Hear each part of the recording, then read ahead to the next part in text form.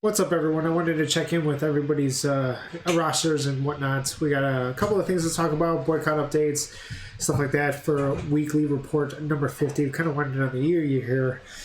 So hopefully we'll end it up on a high note, but I don't know, things are looking a little bleak. So, but let's get into it. For the boycott update, we haven't seen anything in terms of a dev note, nothing addressed by the dev team. We did get some feedback. I mean, especially this last update with Sentry costing CCF close to like 4,000 CCF as people are reporting. The last updates have not been good. Back to back, pretty bad backlash for the development team here. But this one specifically about the December update additional announcement, they are kind of addressing the fact that he does cost so much. So they justified it by saying, oh, he's so much more powerful, and thereby the higher degree of growth materials are required, this, that, and the other. Somebody did the math, and it looks like about 4,000 across the board, maybe 4,500 for just CCF, but for Titan component packs, as well as the Essence of Dimensions, is another 4,000 there. So it's quite a hefty cost, but it really kind of comes down to whether or not you need him on the roster, because he is good. But at the end of the day, no character really justifies that cost, right? The reaction for the community here, 500 angry faces, a couple of other changes, but all in all, not good, right? But the rest of the updates, for the most part, the characters have been pretty good. I would say Moonstone is probably the highlight. Moonstone, for the most part, has very, very high damage. We have some evidence that she may have an awakening coming, simply because there was evidence in the video promo that they had sent out. There was an email that was sent out as well, stating 3 characters that would get an awakening. So I am at a point where I'm kind of regretting my Galactic Imperative Deluxe purchase. So if you haven't done that yet, if you're waiting, hold off, you're trying to figure out which deluxe pack to buy, it sounds like Moonstone is probably going to be the strongest character of them, over Psylocke, over Magneto, over Richard Rider, and she seems to be doing the most damage, some insane one-shots, but it is what it is. Hashtag we need more crystals, because I'm only going to be at about 3,000 or so pretty far behind. On the other hand, Molecule Man and Ares both look promising, but they look very, very niche. Nothing particular spectacular about them. So it's for the most part, Molecule Man is kind of like right now, besides his slot in Timeline, it looks to be a lot like Gladiator, where it's almost like a novelty. It's kind of nice having, but it isn't gonna break your roster, right? The other characters, especially the title character of this update, Green Goblin as Iron Patriot, and Daken, who is also on the team, look to be pretty meh. Not a whole lot coming from them at all. We do have a special request or special event request that originally was very, very not nice. A lot of folks were upset about the CCF being a requirement in order to unlock Scorpion and earn your daily tokens for the pre-update event.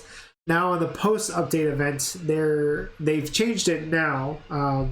But this original upgrade comic card, one time, actually looked like this: complete the epic quest Dark Reign Legacy of Blood, which was the first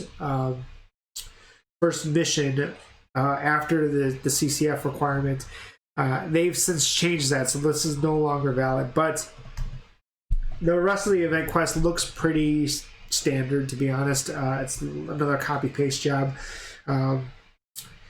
So it's a lot of the same stuff that we're seeing this time around. It's, Tier 2 mega ticket, the special icon for Sentry, as well as Titan Records. They've now put the CTP reforging core and the crafting cubes here as well.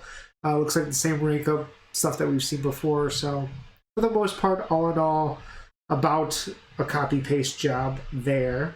The gold special store is back, which is great because it has the daily limits that you want to kind of pick up these biometrics. I did that already. They last for about 60 days. So if you haven't finished Scorpion, they'll work here and then they'll carry on to the next update, whenever that may be. Potentially even 2 updates, depending on when you use them and when you buy them. I will also be picking up Black Antimatter. It's simply because I awakened a lot of characters. I'll show you guys that as well. And the other, I mean, if you've got the gold, you might as well gamble it on the special gold chest. There is some opportunity to get something nice, and then in the form of the 6-star and the tier 2 mega rank up ticket. But I think the chance for it is pretty low. Otherwise, don't waste your gold. I'd rather save that gold for something else if you're working on something specific. So that's kind of all I have for those pieces. The energy bonus mission, again, another copy-paste job. Not much to write home about. We do have a platinum gift coming this week, so that's always nice. Character ranking event, Ares is locked behind the crystal, which, again, is probably going to require that 700, I think the 700 CCF investment right off the bat. So if you've done it, great. You've got a shot at getting Ares. But good luck on that. There's a lot of folks that have kind of already done that. So that's kind of what I want to talk about in terms of the week kind of going forward. In terms of what we've already done, let me switch in game so you're going to show you what we've got going on, what I'm working on here. So as I was saying, when we pop into the event shop here, this is obviously what you can get from, storing the 700 tokens. For the most part, most folks will either grab the rank up tickets or the mega tier 2. Entirely up to you guys, depending on what you guys need per your rosters. This time around, I might actually get the mega tier 2. I've just been stockpiling tickets, and I'm kind of in a good spot there, so I might actually do that, or something else, CCF, depending on where I'm at. Given that it's 100, and I could probably purchase it at least once. So we'll go from there, and then this is what I was talking about. So the gold store, the biometrics. I purchased my set, which is I think a minimum of, or max a daily limit of 3. So I grabbed those already. I am also purchasing Black Antimatter, but it's not really that cost effective. I just need Black Antimatter. I'm kind of dry on that end. And then this is the special gold chest that we were talking about previously. Like I said, for the most part, this stuff, you're not going to get something nice out of it. It's just not in your favor, right? So if you have the gold, great. Otherwise, don't let that be a lesson to you, because I literally have pulled nothing out of this.